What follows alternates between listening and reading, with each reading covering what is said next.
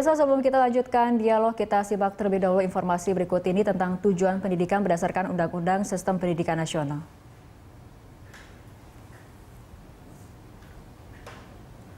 Dalam pasal 3 Undang-Undang Nomor 20 Tahun 2013 disebutkan pendidikan nasional berfungsi mengembangkan kemampuan dan membentuk watak serta peradaban bangsa yang bermartabat dalam rangka mencerdaskan kehidupan bangsa, bertujuan untuk berkembangnya potensi peserta didik agar menjadi manusia yang beriman dan bertakwa kepada Tuhan Yang Maha Esa, berakhlak mulia, sehat, berilmu, cakap, kreatif, mandiri, dan menjadi warga negara yang demokratis serta bertanggung jawab.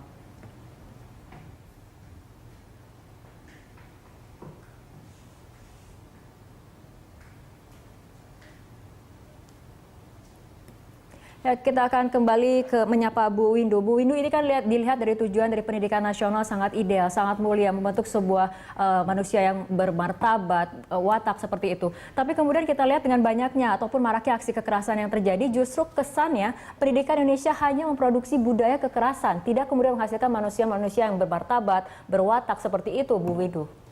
Ya, saya kira kita perlu tadi ada satu kata kunci yang sangat penting sekali ya, yaitu adalah membentuk satu kehidupan yang cerdas ya.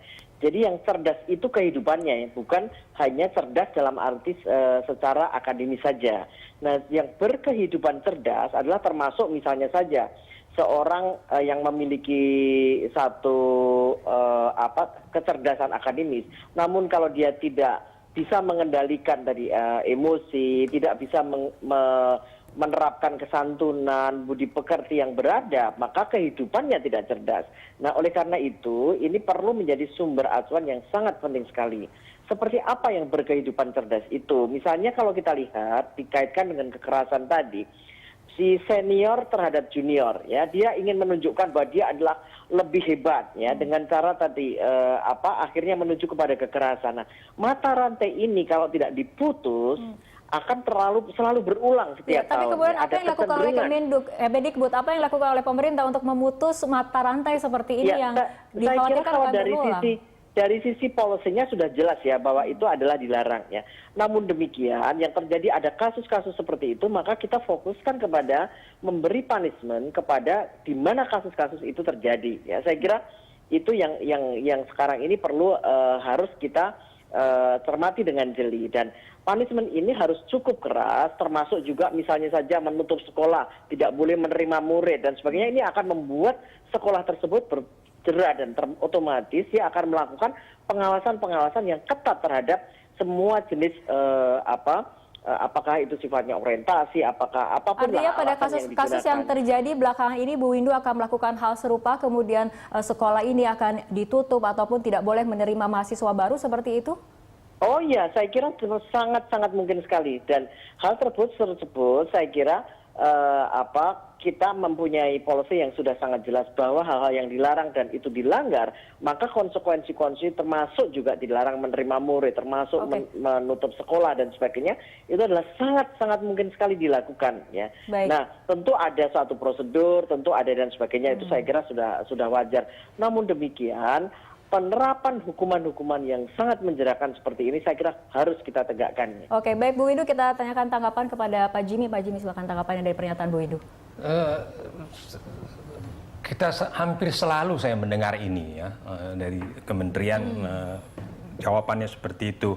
Tapi kemudian berikutnya atau tahun berikutnya kita akan mendengar lagi kasus seperti ini.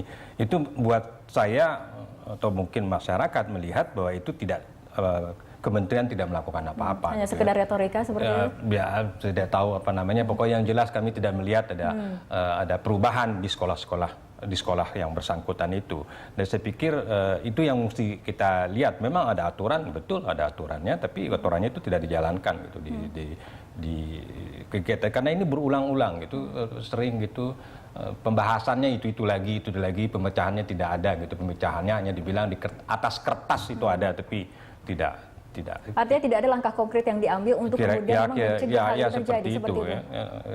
Karena memang karena kita mungkin sependapat bahwa itu harus dilakukan tindakan yang keras gitu ya, sangat-sangat keras. Tapi itu yang tindakan yang sangat-sangat keras itu tidak pernah dilakukan sehingga berulang lagi terjadi seperti itu. Karena kita ketahui bagaimana kemudian sekolah tinggi yang melakukan hal serupa ataupun telah terjadi aksi kekerasan kemudian masih bisa berlangsung seperti itu dan kemudian mengulangi kasus kekerasannya kembali ya seperti itu ya. Baik, kita ke Bu Cassandra. Bu Cassandra tadi seperti disinggung oleh Bu Windu, ini ada mata rantai seperti itu antara senioritas dan senior terhadap juniornya. Ini bagaimana kemudian mengubah mengenai mindset seperti ini bahwa mata rantai ini tentunya harus kemudian diputus untuk kemudian menyelesaikan permasalahan hal ini.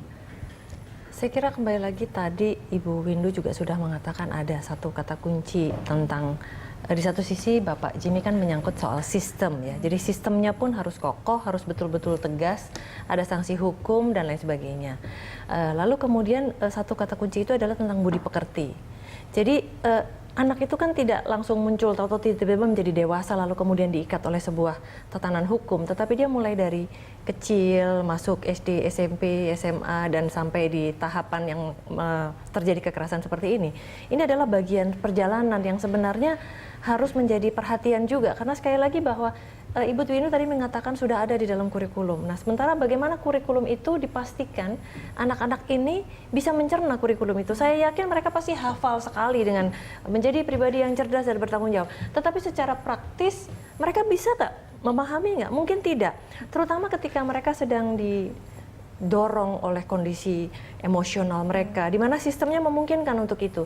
Jadi kami setuju tadi di luar ruangan ini sendiri kami juga sudah berdiskusi bahwa sebenarnya sistem pendidikan yang menganut kekerasan, ada militer atau ada sistem menyerupai militer di dalam itu sebenarnya tidak tepat ya, karena sekali lagi kita bicara perilaku. Ketika sebuah perilaku itu justru mendapatkan penyuburan, akhirnya mendapatkan pengakuan, penguatan dan sebagainya, dia pasti akan diulangi lagi. Sesederhana itu sebenarnya. Oke, baik. Pak Jimmy dan juga Bu Cassandra, seperti biasa kita harus tahan dulu perbincangan, kita ikuti jeda berikut terlebih dahulu.